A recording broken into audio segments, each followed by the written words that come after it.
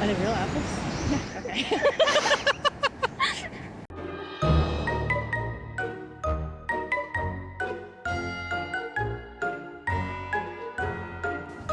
Hello friends, here we are again. There's actually nothing in here. I need to clean it before I can use it, but aesthetic. My real hot chocolate's down here. A little under a year since I made my last Hobbit outfit video. We shall call this one the Shire Hobbit. And today we have gathered here to make a second one. Only this time we're going to be putting a slightly different spin on it because I'm going to be making a river hobbit, which is where our boy Smeagol hails from. We don't actually know that much about river hobbits. There aren't really any descriptions of them. We don't really know much about their clothes or their culture, which means making a river hobbit today is very much up to my own interpretation, which is always the best kind of project. This time I even bought some little hobbit ears, which I left downstairs. I'll be right back. Check them out. They are so creepily flesh-like. It was a very weird package to open. We have about 2 days to make this entire project from start to finish because LadyAnniebelle is here in the UK. And in 2 to 3 days time, she is going to be in my area of the country and we're gonna meet up and do a Hobbity shoot together because she has already made her Hobbit outfit. It is adorable, and I have not even started mine yet. I did have good intentions to start this project way sooner, but life got away from me. Like with the first time, everything I am making in this, I am aiming to make to go into my wardrobe afterwards because I love dressing like this. Let's get into it.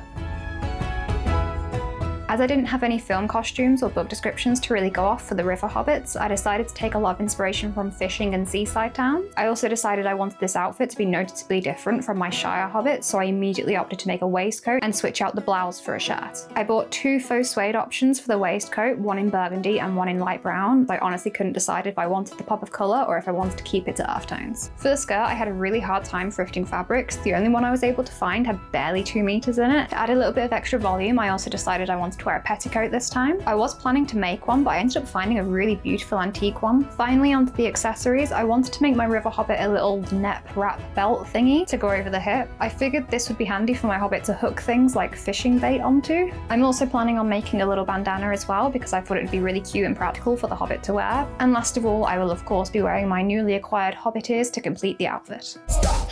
Hammer time! This fabric has a pattern printed on it. What on earth? Okay, that looks like a trouser piece. Is that one an arm? Is it like a full suit pattern? Okay, that's really weird and cool. I'm still gonna turn it into a skirt though. This side of it is completely clear, so we're good to go. I really wanted to make a circle skirt, but I fundamentally do not have enough because there's only 1.5 meters of this, which is not very much, which means I'm going to have to do a rectangle one again. And it will not be as full as this one either because this one had like 4 meters in it or something stupid. It should still have a nice gather to it, just be a smaller skirt.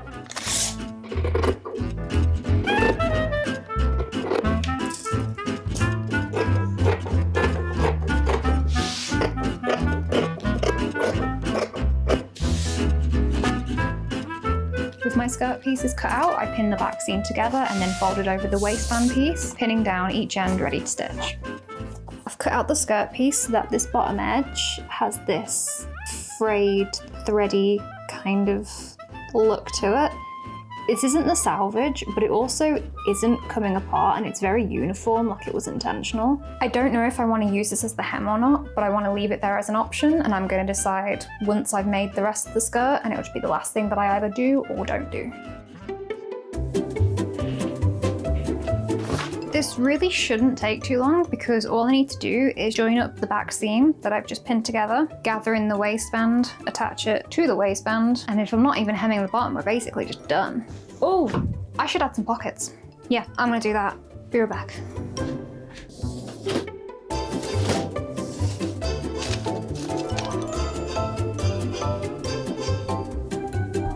Found my pocket pattern and still pinned to it the fabric from this skirt because I meant to put pockets into it and I ran out of time and I said I was gonna do it later. And I never did. Don't look at me right now. I'm gonna put these aside to add later. And this time, as I cut out some pockets, I promised to actually attach them to the skirt.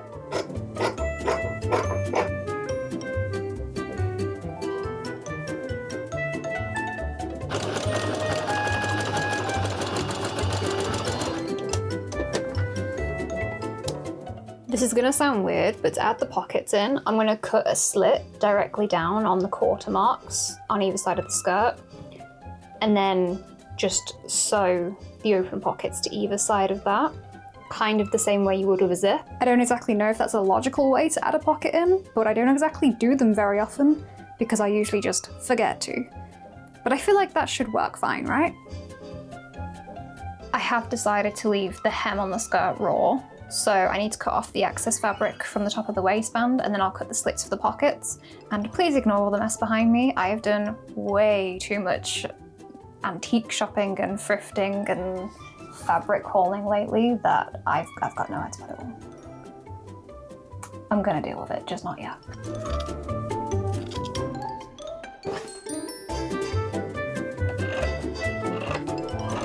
It took me a few goes to pin these on in a way that the seams would end up on the right side. To be fair, it probably would have been easier to just close the pockets after this step instead of before. I do not always make the best choices. I stitched those in place and swiftly moved on to the pleats. I did in fact opt to pleat the skirt instead of gathering it because of the thickness of the fabric. I am not, however, good at pleating things. I started over 4 times before I got them to the right size to actually fit my waist. I stitched those down and then pinned and machined the waistband on too.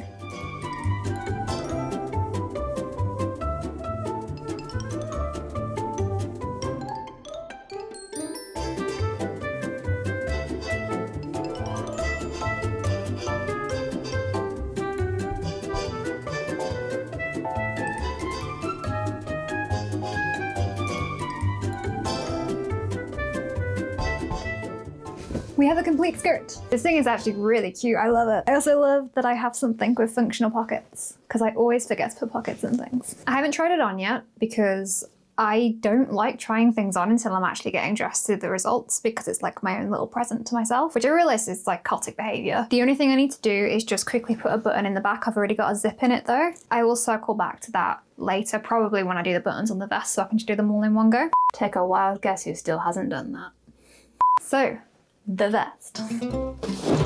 I'm going to be using this pattern for the vest, which is the same pattern that I used when I did my 80s Wonder outfit. I also used it for my 70s witch outfit as well. I made a decision. We're going to be using the burgundy faux suede. And then for lining, I wasn't sure if it would be best to go for a cotton lining or more of like a slippy satiny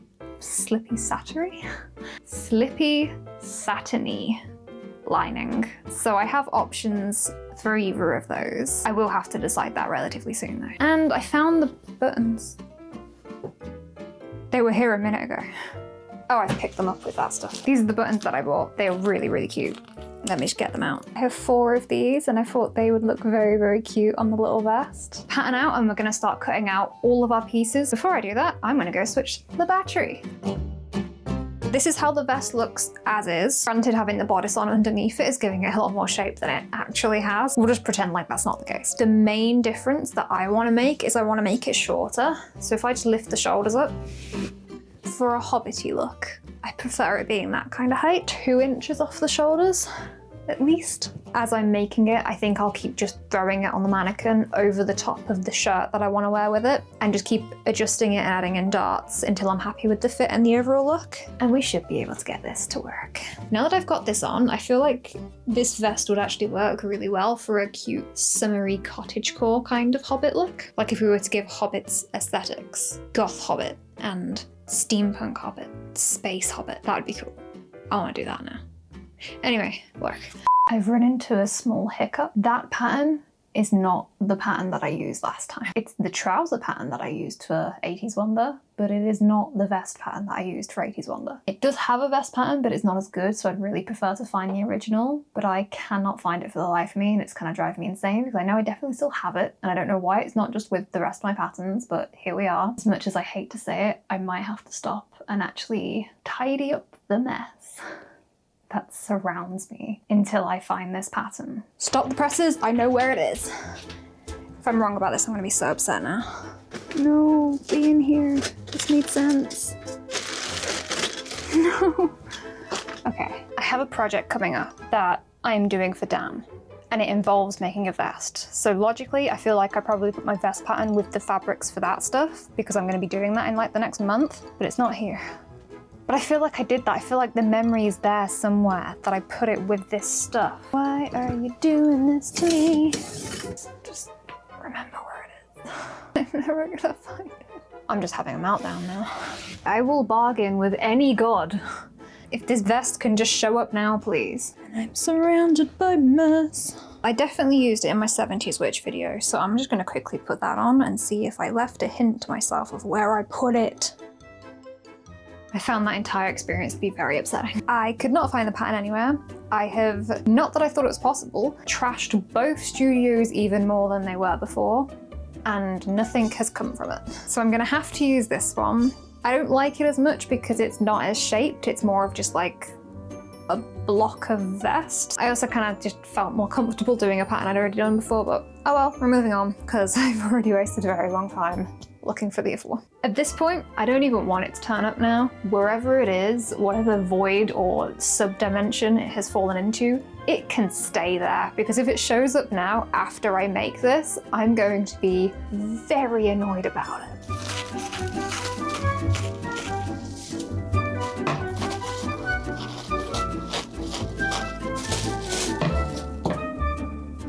I cut out the fashion layer fabrics first, followed by the lining. I chose the green cotton in the end because I was still pretty tense from the pattern incident and I didn't want to face working with a slippery fabric.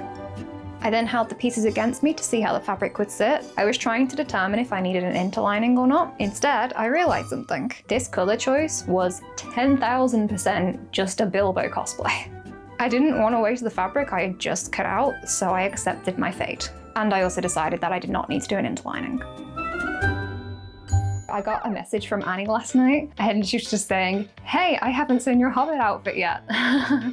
Well, half of the reason that this is all on the mannequin right now is because I wanted to send her a progress picture to be like, I may have only started it yesterday, but it is going to be done in time. Skirt's actually really, really nice. I am definitely looking forward to wearing this. Found the little net bag that I bought. My plan was to cut this up and make like a net waist wrap thing that you could then hook things onto as you're going about your busy river hobbit life. But now that I've just got the bag sat there, I actually kind of like the idea of making it as like a little side pouch. I think that might be quite cute, and just create this hobbit bum bag or fanny pack if you're American. I mean, either way, both names are absolutely horrendous. Anyway, waistcoat. Is she going to check what the seam allowance of this pattern is?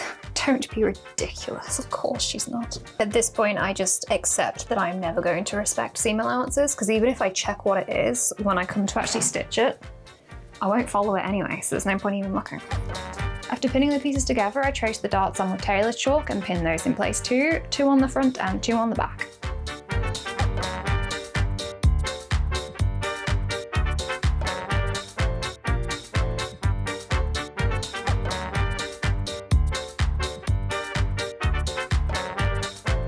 I repeated the same process for the lining as well.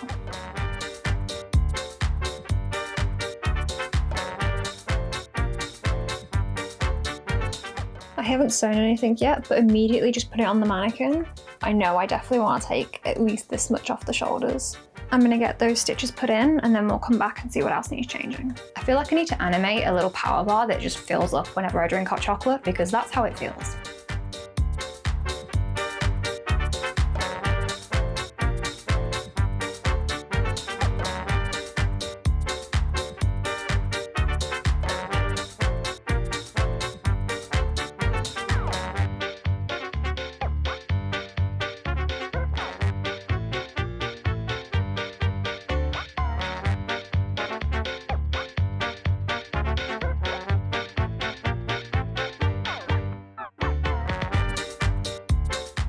New adjustments. Taking loads out of the shoulders, but I just need to shape it a little bit more so it sits a bit nicer over the actual shoulder. So I've got a pin and net to mark that.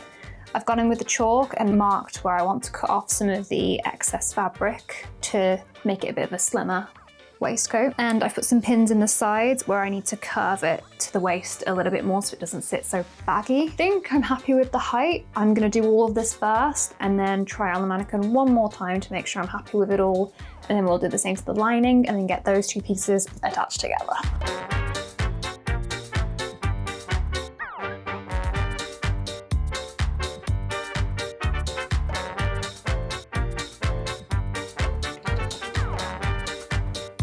I think we've got it. We did it! Happy with the fit, I pinned the lining and fashion layers together and machined along the front opening and the neck area, leaving the bottom open so that I could turn it the right way out. I am quite happy with this. The shoulders are still a little bit big and loose somehow, because I have taken so much fabric out of those. I physically don't know how they're still big, but whatever. The lining is in. I need to seal off the armholes and along the bottom and then get the buttons on, and then this is going to be complete. So then after that, we'll work on the accessories for a bit, because this is absolutely adorable as a little pouch. So I'm going to use it as a little pouch. And then I'm going to quickly dig through my fabric stash and find a fabric that can work for a little cute bandana, because I wanted to do that as well, and I almost forgot I wanted to do that. Oh, that was a lot of words in one go. At this point, let's just probably montage this and then see you in the results.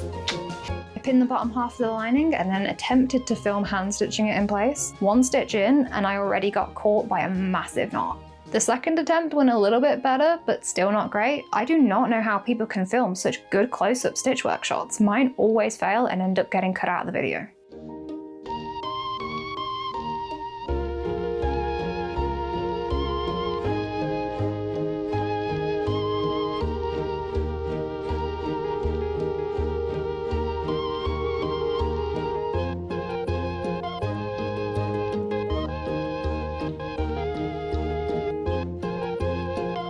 It's a long shot, but I'm hoping there might be something in here that might be nice to use as a belt. Ooh, these are cool.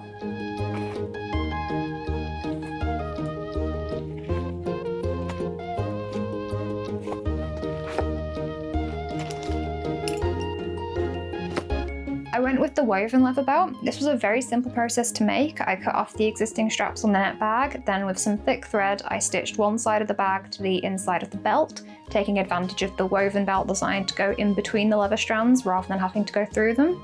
I continued to stitch like this all the way along. Once one half was secured, I joined the other half at the ends only so that the bag would sit open on one side.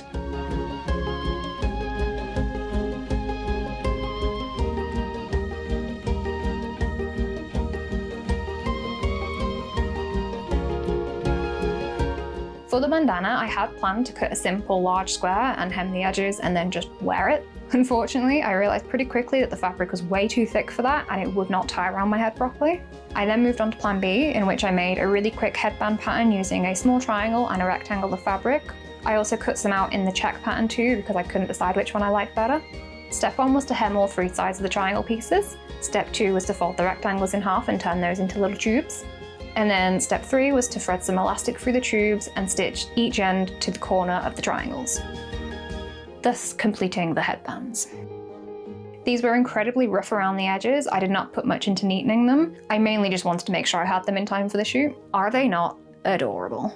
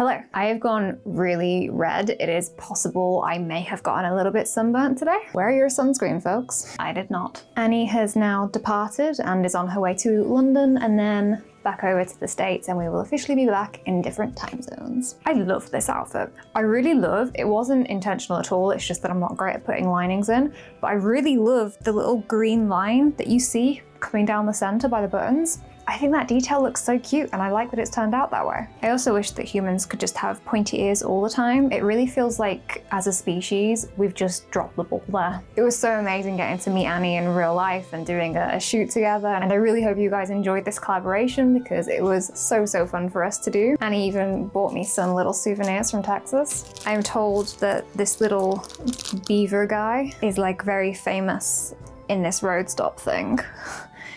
That apparently has really good toilets.